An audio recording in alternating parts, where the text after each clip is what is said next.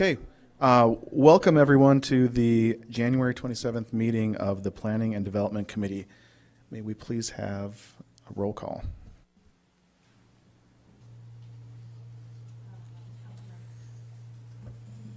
Councilmember Kelly. Here. Councilmember Nusma. Here. Councilmember Reed. Here. Councilmember Ravel. Here. Councilmember Wynn. Councilmember Harikaris. Here. Seeing that we have a quorum and we're ready to do our work, we will move along to, and we have no one virtual, right? So we can skip that portion. Wait, we do have a couple people who are virtual, but they're not, Is this for the public comment? yeah, they're, we have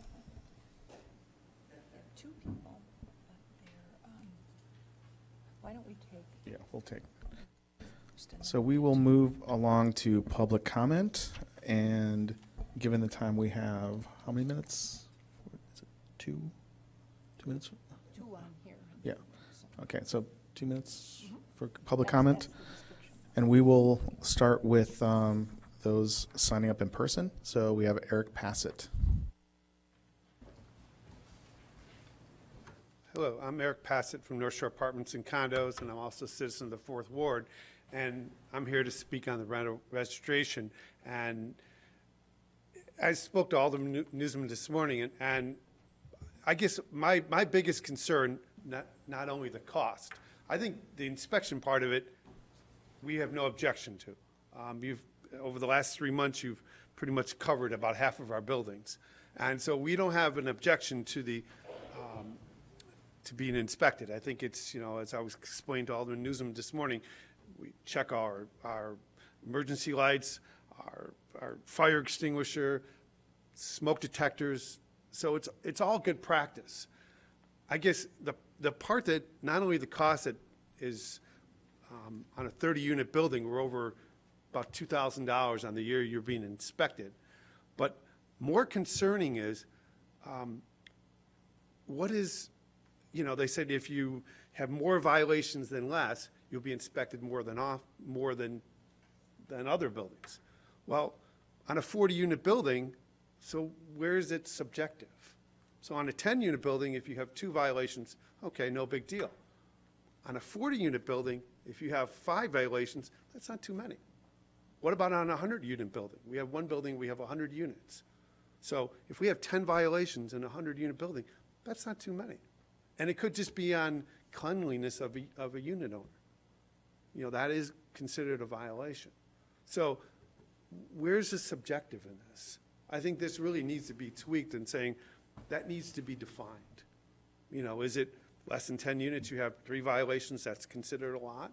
Over 30 units, 5 violations is a lot? Whatever the case may be, I really think this needs to be tweaked and given some more time. So thank you. Thank you. Next, we have some folks that were signed up online for public comment. And the first person is Michael Lohr, Lohr. Michael, if you are. Yeah, I actually signed up for the council meeting, which is supposed to start right now. So, sorry, I guess I'm early for the council meeting. It said the agenda, they were starting at 5:30. Michael, if you want to just stay online, we'll add you to the roll for the public comment for council. Yeah, that's what I asked for.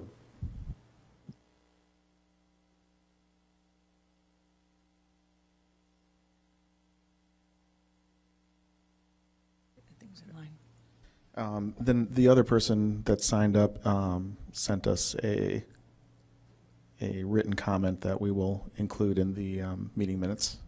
So given that, we are done with public comment. If I could have I'll move item P1. Motion.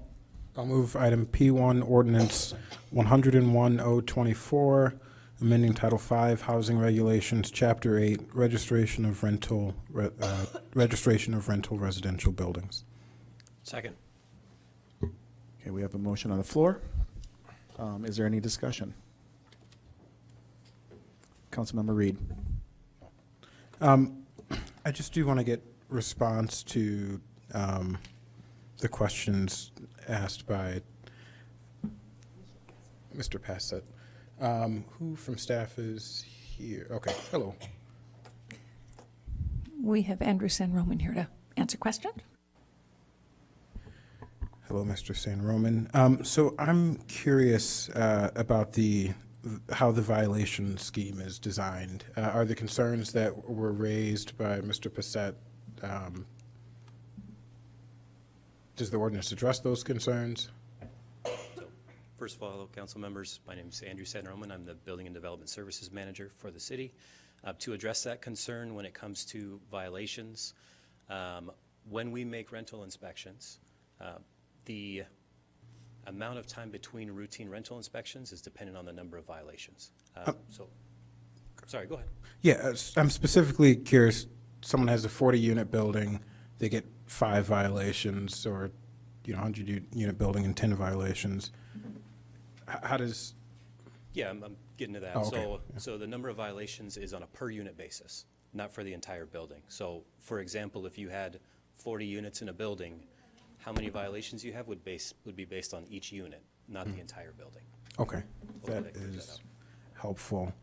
And then I'm curious, is the cleanliness of a unit, of an individual unit, a tenant's own habits of tidiness, is that something that would rise to level of a violation? Not necessarily. We look for violations of the International Property Maintenance Code. Right. And so generally just the cleanliness of the tenant wouldn't factor into an inspection. Okay, thank you. Absolutely. Councilmember Ravel? So I think I'd always thought that there was a difference between some violations are much more serious than others. And so the frequency of a reinspection would depend a little bit on how serious the violations were. Do we have a difference in that? So we have a checklist that our property maintenance inspectors follow when they perform an inspection. What's on that checklist are mainly health and life safety violations. We're looking at those who have more than 7 violations or an infestation would be inspected within the next year. Those who have between 1 and 7 violations would be inspected in 3 years, and those who have no violations would be inspected again in 5 years.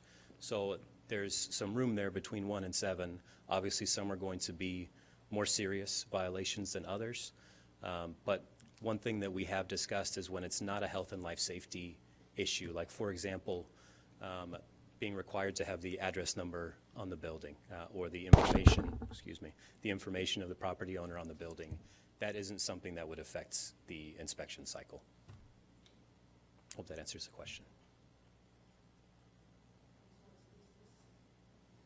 Is this written down somewhere so the building managers know how all these decisions are made? Yep, so we do have a written checklist that the inspectors use. Some of the feedback that we got from landlords when we met with them is that they would like to have that checklist ahead of time. Mm-hmm. Up till now, we've been providing them with a pamphlet, but it's not the exact checklist that's being used. So that was feedback we received, and we're working on formatting that in a way that we can send it out to all the Okay, thank you. Councilmember Kelly? Thank you. So I did have, so you said it's per unit, just to sort of dovetail on what Mr. Passett said and what Councilmember Reed was asking about. So you said if there's more than, so it's not per property owner, it's just per a single unit. Per dwelling unit, yep. Per dwelling unit, that it would increase the number of inspections only for that dwelling unit, not for a whole building? Correct. Is that correct? Yeah. So, Okay. for example, if somebody had 100 units in their building, say 50 of them had a few violations and 50 of them had no violations, the 50 with no violations would be inspected in 5 years. The 50 that had some violations would be inspected in 3 years. Okay, and that's articulated in here somewhere? That's, I mean, I just want to make sure, because it seemed like, if you don't mind, I understand that that was, you understood it to be different. I didn't understand it to be anything at all. Okay. It just wasn't, to me, it wasn't clear. I don't know that it's stated explicitly. It does say that it's per unit, but we can Okay, make make it that more explicit. Yes. per unit. Okay. And, No, it's okay. okay, no, that's good to know. And then in terms of, you had mentioned the 2,000, so the increase in fees, you said for a 30 unit, that's roughly 2,000. On an inspection year. on an inspection year. $50 per unit. And if you have a 30-unit building, $1,500 plus your annual fee of $200, plus there's also the $12 per unit every year. Okay, and that's a significant increase? So I could show you, I have a couple of slides just Okay. if Oh, it great. helps. Yeah. So this is the current fee structure. So currently there are no inspection fees that are being charged. It's based on the number of units in a building. This annual renewal fee is for the entire building. So for example, with you said it was a 30-unit building in your case? So right now it's a $150 annual renewal fee for a 30-unit building. This fee structure hasn't been updated since 2008, but this is our current fee structure. There were a few different proposals that came before the committee. This was back on December 9th. We originally had Proposal 1, and City Council asked for more alternatives, so we provided the others. This is what was presented to landlords when we met with them as well, were these 3 different proposals. Most landlords, out of 210 that responded to the survey, 110 of them said that they would prefer Proposal 3, which basically takes that annual renewal fee from the previous page and increases it by inflation. So the annual renewal fee adds about 48%, close to 50% inflation since 2008. And then it would add an inspection fee per unit for that as well. So the cost is going to depend on which proposal City Council ends up adopting. This is what was presented December 9th. Based on feedback we received from landlords, this is what we've included in the memo for this evening. So we still have Proposal 1, still Proposal 3 as well, since that was the one that most said they preferred, and then a new alternative based on feedback that bases the annual renewal fee directly on the amount of units. So it's just $12 per unit across the board. Thank you, and I do appreciate that you held those meetings to get that feedback. I'm just trying to see how we can move forward as harmoniously as possible with our community. So that particular new alternative, which I appreciate that you crafted, but you haven't met to get feedback on that per se, right? No, so these were the ones that were presented to landlords at the meetings that we had, and then based on their feedback, we came up with this alternative to present to you. But we Okay. didn't go back to the landlords after that. Okay, and that's something that could potentially happen, or we'll hear hopefully we heard from one. To just have an idea, I just want to, again, make sure, since I do appreciate that you met on possibilities 1, 2, and 3 and got feedback, I just want to make sure that with this last alternative that, we have sufficient feedback also, since we have a lot of landlords. Okay, thank you very much. Thank you. Councilmember Reed. Thank you. So 3 things. So 1, you're probably expecting this committee to adopt one of these schemes, one of these.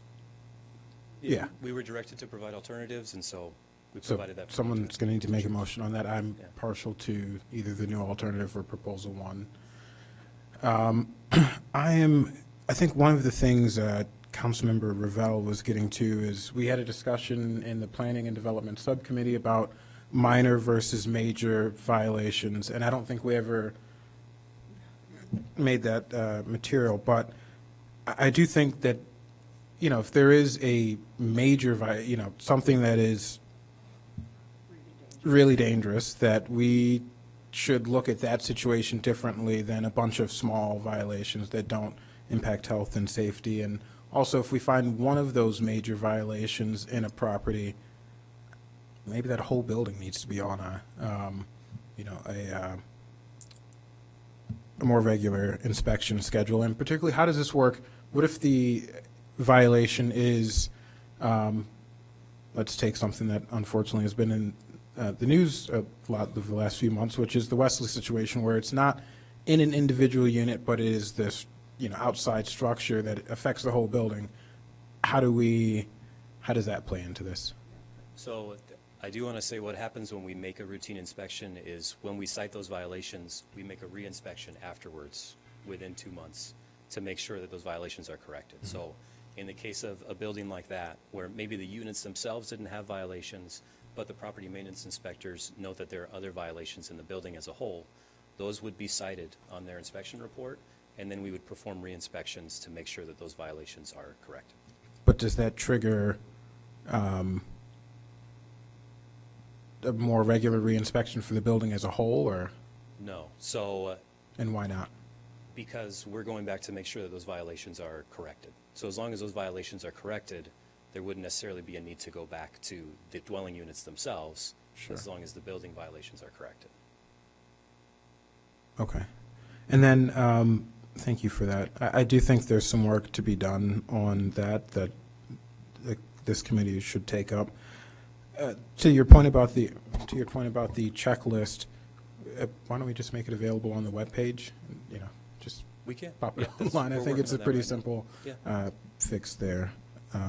So that's it. Thank you. Or actually, I'll move to that we amend the ordinance to adopt the new alternative. Great. Councilmember Nusma. Thank you, Mr. Chair. I was going to make that motion, so we are where I wanted us to get. Great. I don't see any more lights. Any more discussion on this, or are we ready to take a? Before we move on, let's just acknowledge that the process that brought us to this point included like a tremendous amount of public engagement. You know, at the request of this committee, staff met with, let me look at the numbers, 70 landlords attended the meeting, and then there was a survey for which 210 responses were received. So the new alternative being proposed is as a result of this extensive public engagement. So thank you to staff for pulling that together and hearing what the stakeholders had to say and presenting us with this alternative. Councilmember Kelly. Thank you. Yes, I also, again, want to acknowledge that, appreciate those meetings very much so. Again, looking to start moving forward a little more harmoniously than in the past. And I do appreciate it, and I see the breakouts and the numbers on proposals 1, 2, 3. I guess I would like to see the overall, sentiment on this proposal, and I don't see any harm in meeting on this proposal. And it doesn't mean everyone's going to agree with it, but at least we could say we had 75% in agreement. I would feel a little more comfortable with that. So that's all. But thank you. Okay, it looks like we're ready for a roll call vote. Councilmember Reed, Aye. Councilmember Harkaras, Aye. Councilmember Ravel, Aye. Councilmember Wynn, Councilmember Kelly, Aye. Councilmember Nusma. Aye. The Motion passes. The motion passes and moves on to council Oh, no, that was just on the amendment. on the amendment. So that will replace the current fee schedule in the ordinance. Mhm. And seeing no further business. No. Now we have to vote on the. the actual. Oh, we But have to I did vote on the. popped. Oh, right, that's right. So a vote on the amended amendment ordinance. Amended or, yeah. Any more? I just threw my light on. There you go. Councilmember Reed. Yeah, I do think that, what committee did this work through? Did this go through HCDC? HCDC, yeah. Yeah. I do think that this could potentially take one more meeting. Not necessarily for the, sure, Councilmember Kelly's concerns are valid as well. I do think that we could dig in a bit more on the major versus minor violations and how that would work. I think there's a bit more work to be done there. I think it can be accomplished with another meeting or two. Is this this is not a part of our inclusionary house, this is a freestanding, yeah. So, is there opposition to that? I'll make that motion to table this to our next meeting. I'll second. To allow for a bit more time for discussion on Councilmember Kelly's concerns, but also particularly, I think, on the major versus minor, and maybe even figuring out if we can make this more transparent by, in that meantime, getting the checklist online or figuring out a way to distribute that to housing providers. Right, so there's a Mr. Roman? Yeah, I don't know if you want me to clarify, but I think this ordinance is just having to do with the fee structure itself. So there's nothing written in this ordinance about the number of violations or how inspections are performed necessarily. This is just for the fee structure, just to clarify that part of it. Yeah, and I'll just respond to that and say that I think while we're here, I think we have been putting off looking at some of those other issues, and while it's open, is my thought. And I would encourage us to take this opportunity to improve the ordinance while we can. I seconded the table. All right, so there's a motion on the table to table this until, At least our next meeting of P&D. Could we get more direction on what we are supposed to bring back? Let's wait and see if it passes. Councilmember Kelly with the, I mentioned this before, and maybe you already did this, Ms. Flax, but I would love to know if there's any way we can incentivize sort of or benefit our local landlords through the structure, through the fee structure. I mean, I would like to see that we're somehow honoring, we know this is, they're very valuable to us, so. That's really very difficult because we also have landlords who have properties in Evanston and outside of Evanston, what would qualify. And I really think of anyone who owns rental property and manages it in Evanston as an Evanston business, just by default. They can't move their business as easily as other businesses can, frankly. They're permanently affixed to the ground, so they can sell it. But I mean, I don't see a way of incentivizing anything in particular for I guess landlords I would ask way. that we just look at and see if there is, if we can categorize local landlords versus institutional landlords who don't live locally. I think if we can do that, if that is a possibility, I'd like us to look into it and to prioritize through the fees. I'm not sure that would be legal. I'd ask Point our of, counselor, legal counsel to weigh in on that. Thank you, Alex Reggie, Corporation Counsel. That's something we can look in and bring back before this is back next week. Councilmember Nusma. Thank you, Mr. Chair.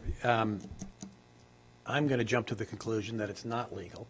It's not true. And offer the observation that what separates many Evanston-owned businesses from the out-of-town landlords is the size of the properties that they own, and that at the top end of the scale, buildings above 100 are more likely to be corporate owned, but on the other side, the small side, single units, 2 to 4 units, that's where we have, the so-called mom and pop Evanston landlords. I see a couple of such landlords in the Fourth Ward here in the audience. I talked to them corresponded with them earlier today on this, and you've been following this, Mr. and Ms. Thomas, all along, and if I can take your support for the new alternative as indicative of other landlords in your category, that gives me the assurance that I need to move forward with this, and knowing that it will be helpful to local businesses, especially the smaller mom and pops.